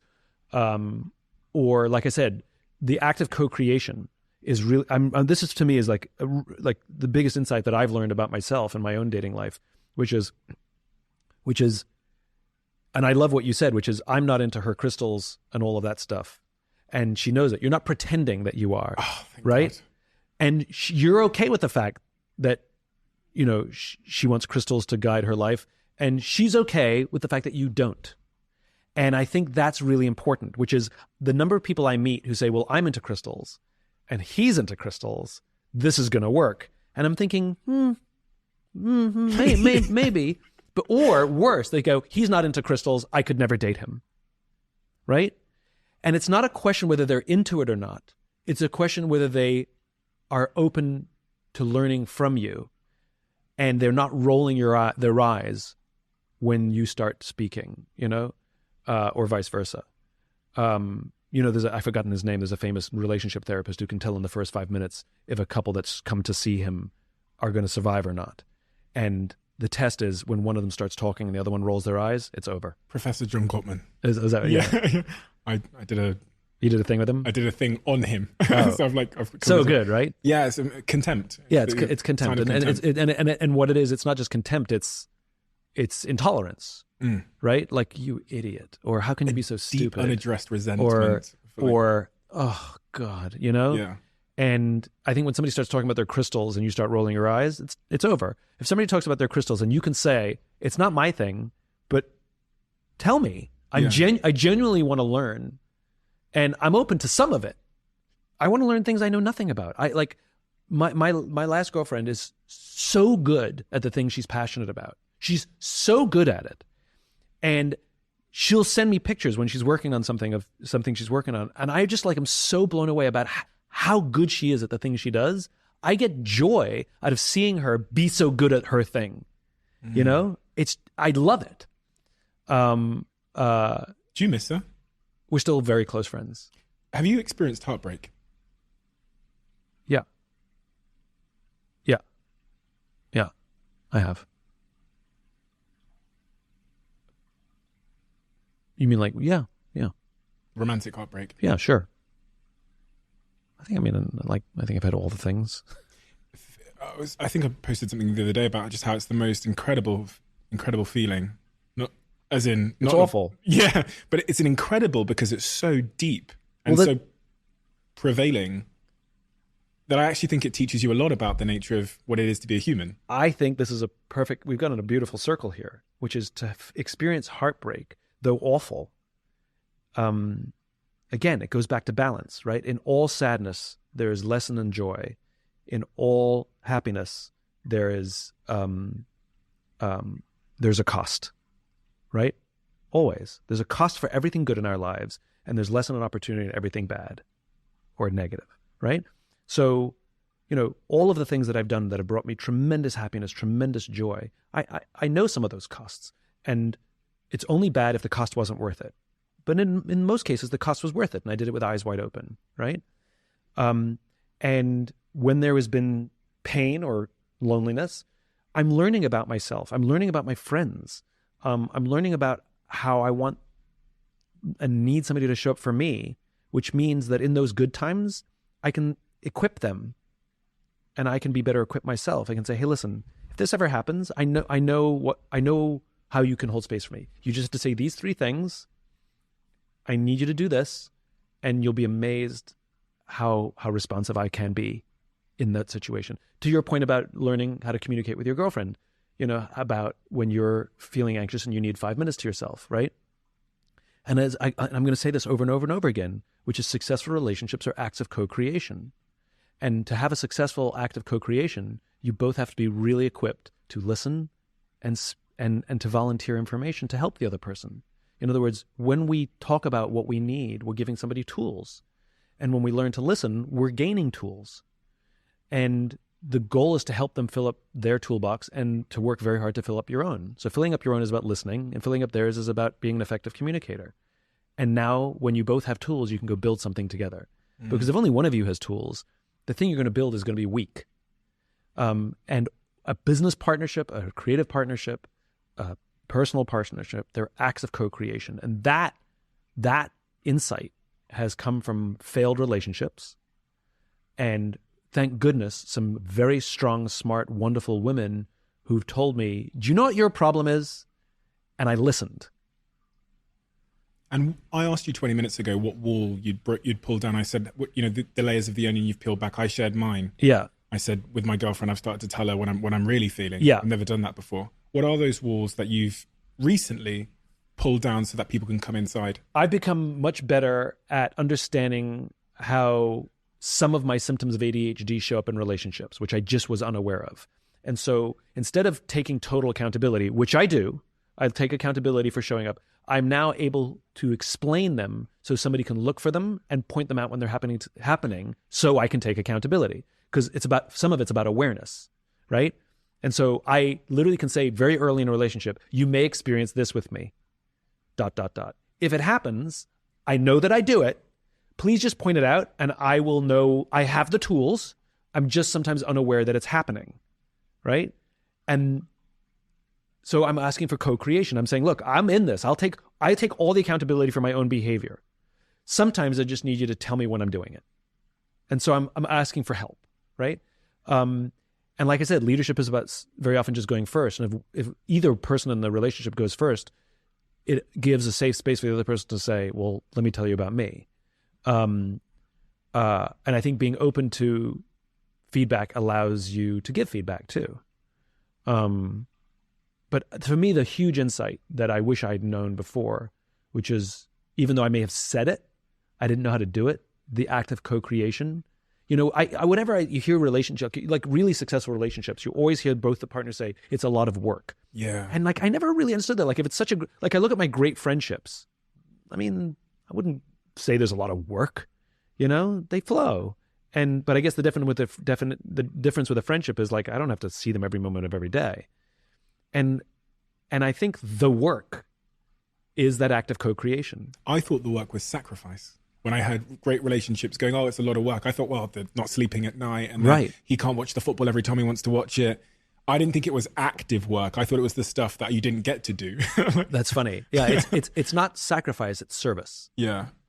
And again, it's really funny, my experience with the military versus private sector. So if I do anything pro bono in private sector, and this is since the dawn of time, right? If I do anything as a favor to a company, almost always they will continue to take and take and take and take until I put my hands up and go, okay, we're done. This is enough, right? The military, it's the total opposite. I'll do something as a favor to somebody and I will never hear from them ever again. And the reason they don't call me is for fear that they will look like they're taking advantage. And I have to sit down with these people, these wonderful human beings. And I found a way. I said, do you realize I found a way to get them to call me, which is I'm like, do you realize when you don't call me, you deny me the opportunity to serve my country? And that gets them every time. But the reason I bring it up is it's the same in a relationship, which is when you don't call me and ask me for help, when you don't call me and say I need to cry, when you don't call me and say I'm in the mud, you deny me the opportunity, the joy, the honor of sitting in the mud with you. Not joy, honor. You deny me the honor, because it's not always fun. You deny me the honor of sitting in the mud with you. And I remember telling one of my close friends, I said, we were riding bikes somewhere, and I just out of the blue, I don't know why it hit me, I turned to him and I said, you're one of those friends that if I was really in the shit, I would call you. And his reaction is he didn't say thank you. He said, I'd be mad if you didn't. And I've done that to friends. A friend of mine who is struggling, I said, when we got off the phone, I said, hey, listen, I know you're in a bad place, so don't be an asshole and deny me the joy or deny me the opportunity to sit in the space with you moving forwards, okay? Like if you need to call me in the middle of the night, you call me. Don't deny me the opportunity to be there with you. If you've previously handled the moment when they did call you by trying to be a fixer or anything, they're just not going to do it regardless of what you say. Mm-hmm. So do you know what I'm saying? Correct. The reason why I know this is because I said this to one of my friends recently who had opened up to me. He was back in London, and I remember going to say to him, "Oh man, please tell me next time this happens. You always seem to tell me when it's." And then I reflected and went, "Do you know why? You're a fixer. I'm a fixer." And so he doesn't want to fucking call me. Exactly. Because he doesn't like the way that I hold space for him. I'm trying to correct everything. Correct. So even if I'd gone, you fucking better call me next time. Yeah. He would have in his head go. But what you can say now is, I realize in the past, I was ill-equipped. I didn't have the tools on how to hold space for you. Yeah. And I realize in the past when you've called me, I've tried to fix everything, which is hardly an incentive for you to call me again. And I want you to know I've been working really, really, really hard on that skill set. So give me another chance. If you're ever in the shit, I am better equipped. I won't be perfect. It's a work in progress. But I want you to know that I want to be there for you. And I think you'll be surprised I'm a lot better than I was. And if I'm not, you can tell me. Okay. Because I would want somebody to tell me if they're in the shit and I start going to fixing mode, they go, Simon, you're trying to fix me. I go, sorry. And I can back off immediately because I know what's happening. Because you can correct this is the great thing about human beings is it's kind of like the difference between public speaking and writing a book, right? Public speaking is really forgiving. I can have screwed up grammar. I can misspeak and people are tracking. I can bounce from subject to subject and people are fine. If I do that in a book, it's unreadable. Right? And so it's the same. Having a conversation with someone, it's a very forgiving process. Like when you're trying to fix something and then you're doing, and that's not what they need, and they go, stop trying to fix it. You're like, sorry. You can actually get the energy in the right place back really quickly. Something you can't do over text. Yeah. Just I had to put that public service announcement in there. Yeah.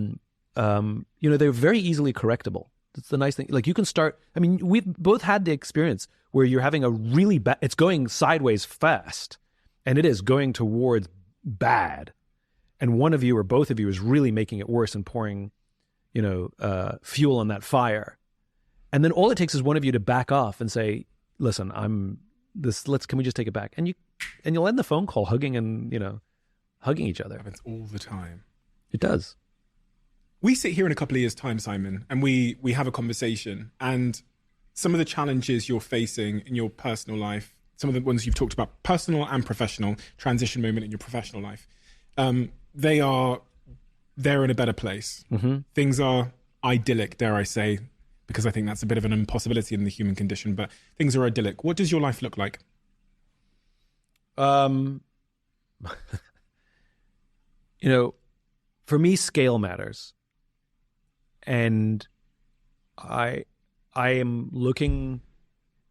So one of the things that I measure success by momentum, not by achievement. I think I've shared this with you before. How I've always viewed my career as an iceberg, which is when I first started, when I had a vision of the world. I imagine a world in which the vast majority of people wake up every single morning inspired, feel safe wherever they are, and end the day fulfilled by the work that they do. That is a vision that no one else can see. It exists in my imagination.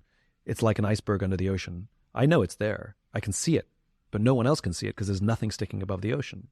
And so I talk about my vision and people be like, you're an idiot. You're an idealist. You're crazy. That's impossible. And I do some work, whatever it is, and a little bit of iceberg pops up. I've done something that is a tangible demonstration of what I'm talking about. Gave a talk, gave some examples, found a company. And somebody goes, oh, oh, I see. Yes, I can see what you're talking about now. And they start working with me. And now those are the early adopters. And I keep doing work and I keep doing work. And the more and more of the iceberg starts to stick up above the ocean. And no matter what point of my career I've been in, no matter how much success I've had, however you want to define it, when somebody says to me, oh my God, it's amazing what you've achieved, my answer is always the same: tip of the iceberg. Because though there may be more icebergs sticking above the ocean now than there used to be, all I can see is what remains to be done beneath the ocean. And that is vast. And so I'm never really satisfied with what I've achieved. I'm trying to find ways to get more of the iceberg out of the ocean, right? And so the question is what I've been doing up until now will have some effect to get more iceberg up, but not as much as I need. So if you ask me sort of like, what does my life look like in the future, I always think in terms of momentum. And the thing that drives me is all of the founders of the women's suffrage movement in the United States all died of natural causes before the first women ever voted. In other words, I have to put in place as many systems and elements as I can so that when my time comes, I will die confident that others will continue the work that I've been working on my whole life without me, just as I have continued the work of those who came before me. Why does that work matter to you? I believe we all have a responsibility to leave this world in better shape than we found it. The accomplishment of that work, how would it make you feel? How does it make you feel on an ongoing basis? I'm proud of the momentum that I'm contributing to. And momentum is more important to me than any specific thing that I may or may not have accomplished. Because I think... Why not just go get a yacht and go to a beach and just like live it up? I mean, I would probably enjoy it for a few weeks and then I'd get bored. It's probably some sort of neurodivergence. I like difficult and uncomfortable, and overwhelmingly huge problems are my favorite kind. Undoing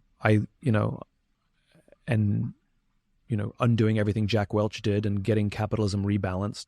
I mean, I can't do that alone for sure. I'm not the only person who has that vision.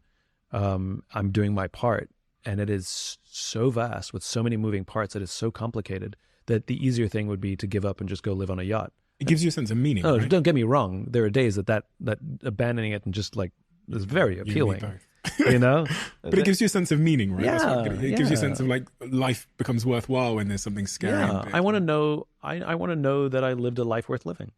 And by the way, for different people, that is defined differently. For some, living a life worth living means looking at a child that you've raised and saying that kid will be okay without me. In other words, they will continue the work that I've done without me. It's all the same mentality. And I don't care where somebody finds that meaning. I want them to have it.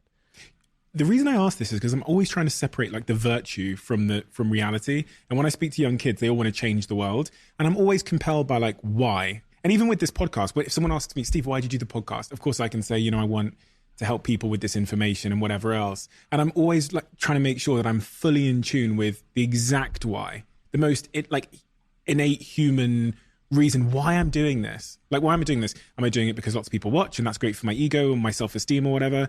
Because loads of people are clapping. I'm doing it because I see these messages and people come up to me and say it's really helped them. To be honest, it's probably all of these things.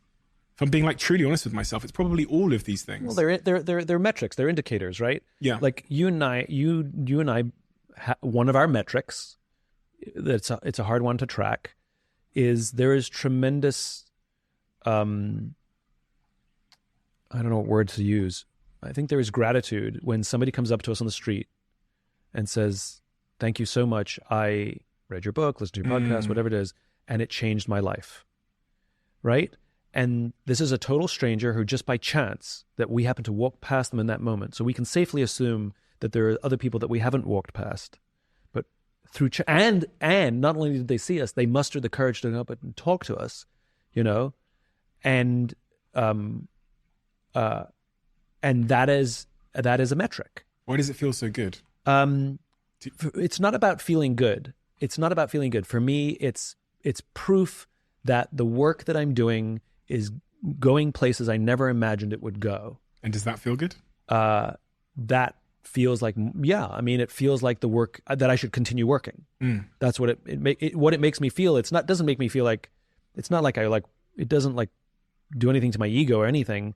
It just reminds me, you got to keep doing this. Like, you don't have a choice, I don't know if I've shared this story with you before, but I went to Afghanistan with the Air Force during the war in Afghanistan. I went for 24 hours and nothing went according to plan. And we ended up thinking we were going to get stuck there. And I never told my parents that I was going to Afghanistan. We landed at 10 o'clock at night in Bagram Air Base, and the door had opened on the side of the plane. We hadn't got off the plane yet. And about 10 minutes after we landed, the base came in a rocket attack, and 3 rockets hit 100 yards off our nose. You could hear the booms, obviously. The air raid sirens are going. Over the speakers, it's telling everybody to go to their shelters. And we're just on a plane filled with gas. And weirdly, I was calm because everybody else was calm. And we never bothered putting on our vests or our helmets because what's that going to do? And we just sort of hung out. And I was weirdly relaxed. And for anybody who's ever been in a war zone, they'll know this. You have all the feelings you're supposed to have. You don't necessarily have them at the right times. My panic came later. We finally were given the all clear. We went to our quarters. The next day I had the most amazing, after about 3 hours of sleep, that's all we got, had the most amazing experience. I got to experience an airdrop mission where we flew a C-17 at 2,000 feet. I watched the back of the door open and whoosh, flew out the back, fuel, ammunition, and water supply to forward operating base, about an hour and a half, 2 hours from Bagram, and then we flew back. Most amazing experience, right? Now, the goal was to leave the country. I was just there to experience an airdrop, meet some people. I had no particular responsibility other than to witness. And now the goal was to leave the country. Great. There's nothing regularly scheduled. And so we found another plane that was going back to Bagram. We asked the pilot, can we join your flight? He said yes. We waited for many hours because there's a lot of waiting. And we finally got on the plane. We're literally 5 minutes from leaving. We're all strapped into the back of this KC-46 again. And it's a outbound aeromedical. So we're taking out wounded servicemen and women. And 5 minutes before we leave, the pilot comes up to us and says, I need to bump you off this flight because I need some extra room for stretchers. And we went, sounds good. If there's ever a good reason to get bumped off a flight, this is it. So we took our stuff off and we thought, okay, let's go find another flight. And that's when we learned that there are no other flights leaving until Tuesday, and it's only Saturday. And now all of a sudden, every fiber of my body sank. All of a sudden I realized I'm stuck in this country and there's no guarantee I'm going to get on a flight on Tuesday. I don't have any way to contact my parents. I'm just going to be completely out of touch after the date that they think I'm coming home. And even if I did call them, what am I going to say? I'm not going to be home. I'm in Afghanistan, like in the middle of a war, I remember I had a tremendous self-awareness of how I felt and who I was becoming.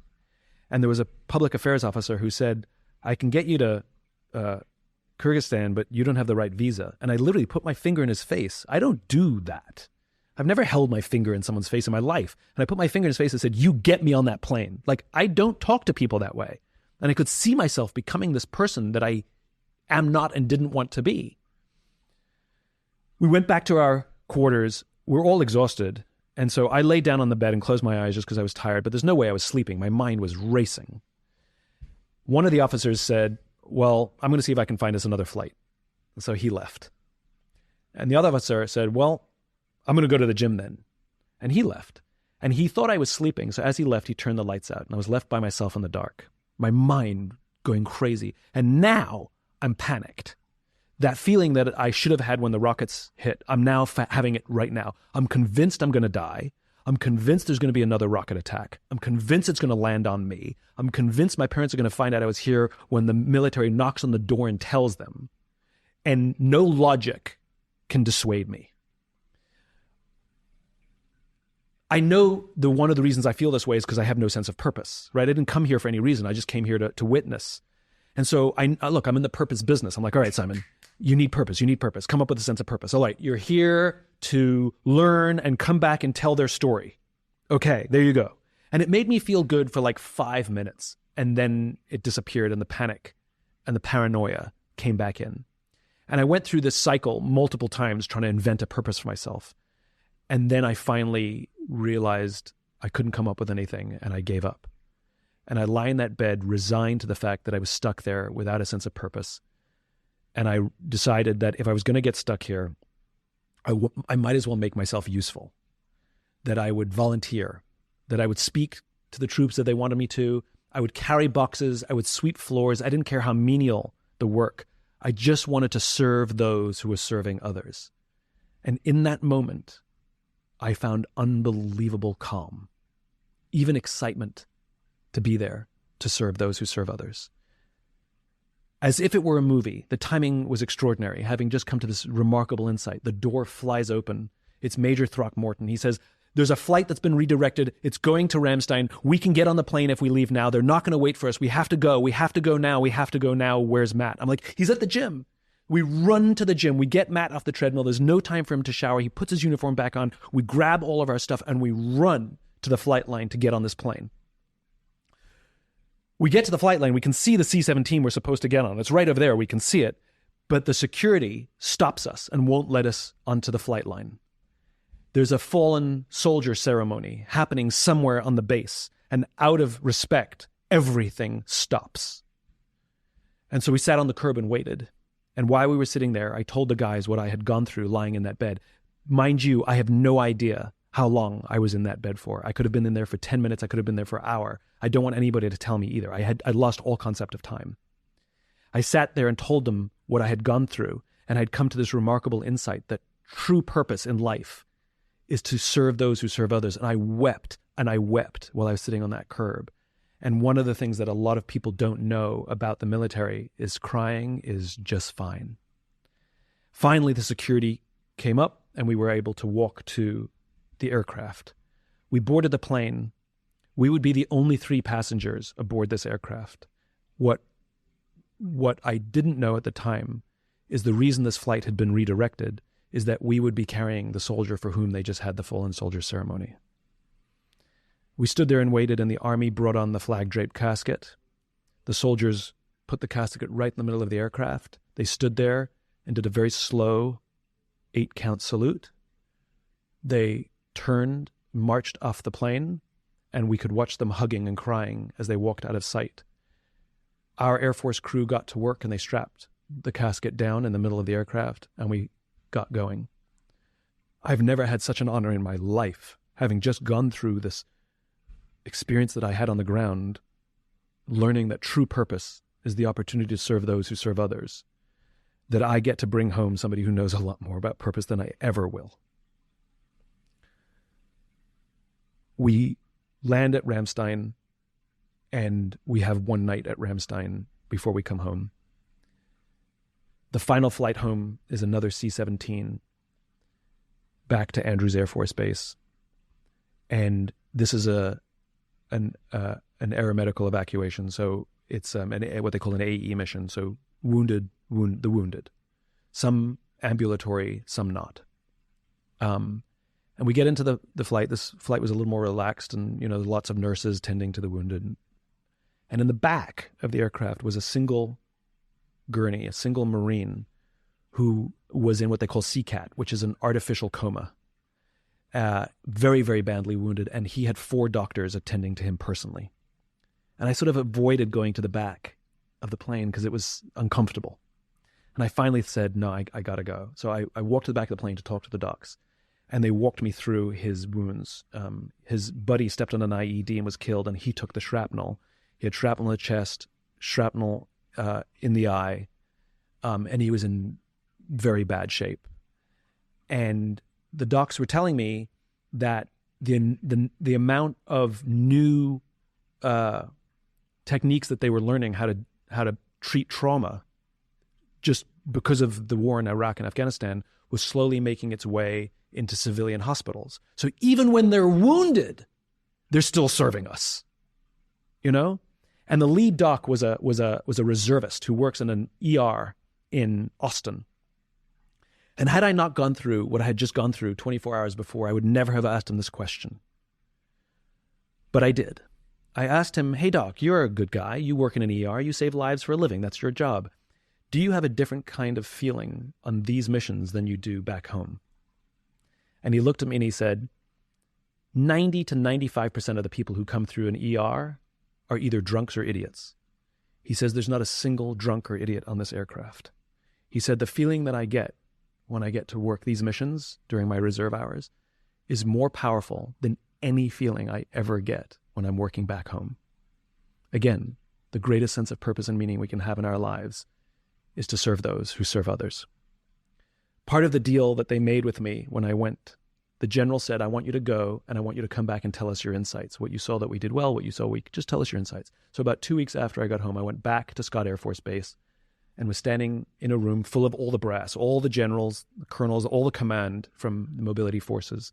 And they just wanted me to report on what I saw. And I went through everything. And I wasn't sure if I was going to tell them about bringing home this flag-draped casket. That was the emotions were very raw still. And I'm not sure I wanted to do it or could do it. And I remembered I was reporting on everything else that I saw and the people I met and the things that I thought were amazing. And I took a pause and I decided to tell the story. And now, the emotions are right on the surface. And I tell the whole story in even more detail than I'm telling you now. And I got to the point where I choked up and I couldn't continue. I couldn't tell the story anymore. Now, if this was the private sector and I was standing on a stage telling this exact story, somebody in private sector would say to me, take your time. They'd say, it's okay. That's what they would say to me, right? It's happened. Take your time, right? That's not what happened. I stood there completely choked up. I couldn't speak. And was one voice from the back of the room, the general. And he said, go on. Meaning, go on and we're with you. Right? And that's the difference between private sector and these wonderful people. In private sector, they say to you, take your time as if you're alone. Take all the time you need by yourself. And here, these people who understand what service truly means, they say, go forwards, go on, move forwards, you have no choice, and we will be with you. And that's what I learned from them. When my friends are struggling, I don't say, take your time. When my friends are struggling, I say, go on. When my friends are crying, I say, go on. The underlying message is, and I am here sitting in the mud with you. It is the greatest honor of my life. And because of that experience, that's where the book Leaders Eat Last came from. That experience was the impetus for that book. So when we talk about what the future looks like, I just want to live a life of service. I want to continue to serve those who serve others. And to meet people who live a life of service, I will do anything for them. I think there's an unwritten rule that when you meet someone who's devoted their life to serving those who serve others, that it is our responsibility to serve them. There's an unwritten rule. The reason I do so much pro bono stuff is because when I meet people who are on the side of good, on the side of service, I obey that unwritten agreement that I will be there for you and I will serve you and expect nothing in return. And if you want to bring it full circle back to relationships, when one person shows up in the relationship to serve you, you have the moral responsibility to serve them. Because to serve someone who serves others, they are serving you, which means we have to serve them. I live my life by that code.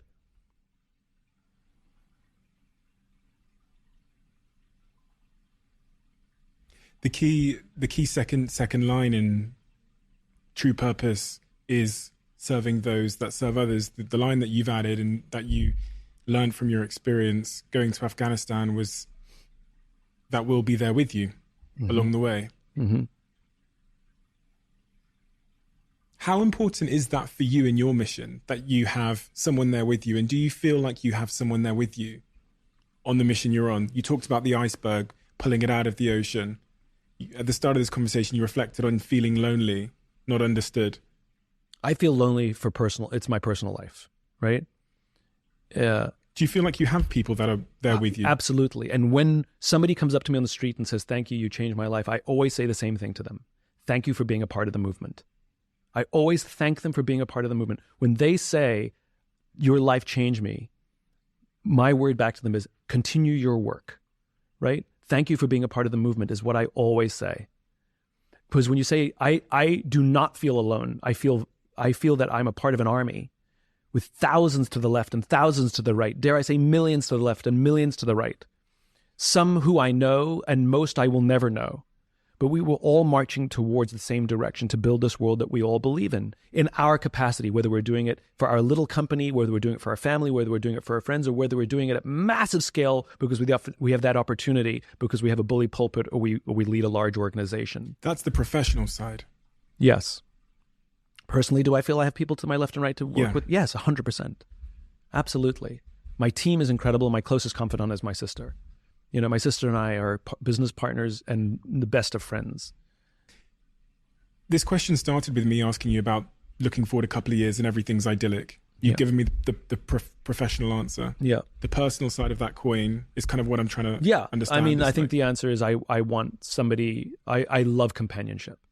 And I want to be able to more than talk about and share my magical, surreal life with someone, because I have a wonderful life and I do want to share it with somebody. I think sharing is more fun than just telling people about something. You know, I want to come back and be, do you remember that thing that we did? As opposed to, can I tell you about this thing that I did? You know? I want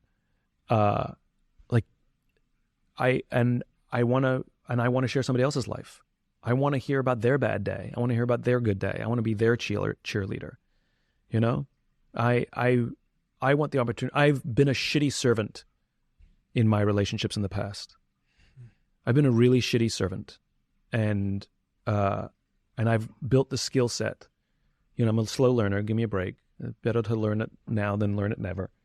But I want the opportunity to like take all these skills that I've been talking about really effectively and really good at doing professionally, and I want the opportunity to do it just for one person.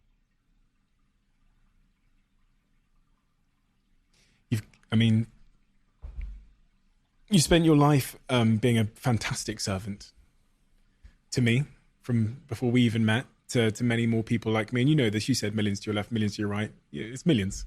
You've been a fantastic service to millions. And sometimes, even in my own life, I reflect and think the service that I did, whether it was building the service to my employees or the service to the outside world, it came at a cost. And that was often the service to one individual who was right there, who I sometimes took for granted over and over again, to the point that I lost them and then had to live with the regret. But I mean, it just seems so obvious to me that because you have the awareness of all of that, you're perfectly placed to serve. I'm having a thought, an insight right now, which I hadn't had before, which is we've talked about, you know, everything that we gain in this life comes at a cost. And the only question is, was the cost worth it? And so now if you say I put all of this focused on this movement and it came at such personal cost, right?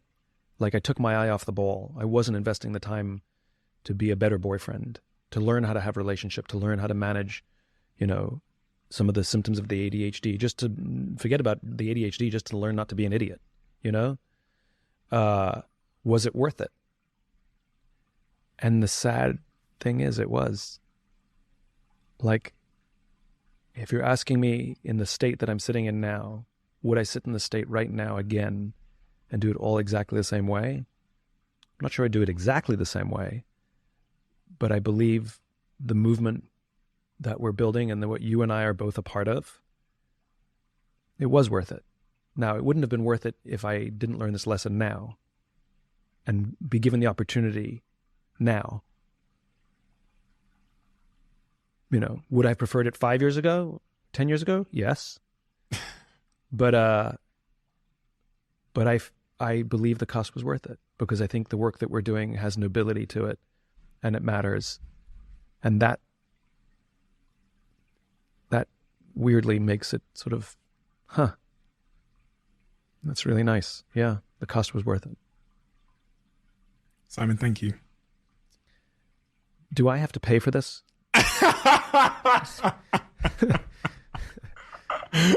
I think everybody's probably thinking the same, to be fair. No, I really mean that. I mean, no, I really mean that. I really mean that, because it's so unbelievably powerful to have a conversation like this. These are the most important conversations we have. It's not like information sharing and this trick about this business and how to have this team member. The human level stuff, which is the foundation of all the things we do, our success, our businesses, whatever, that we struggle with the most, but people like me and you just don't talk about, because that's not what we're we're recruited to talk about. Well, and people don't ask us those questions, and sometimes if they do, we got good at avoiding them. And I think that the tragedy is that, people are modeling they're making choices based on what we're saying, and we're leaving out a huge part of the human story. And, for us not to talk about this stuff does the people who are on their own journey and using our information as part of their education a disservice. So yeah, I think this is a great lesson all around.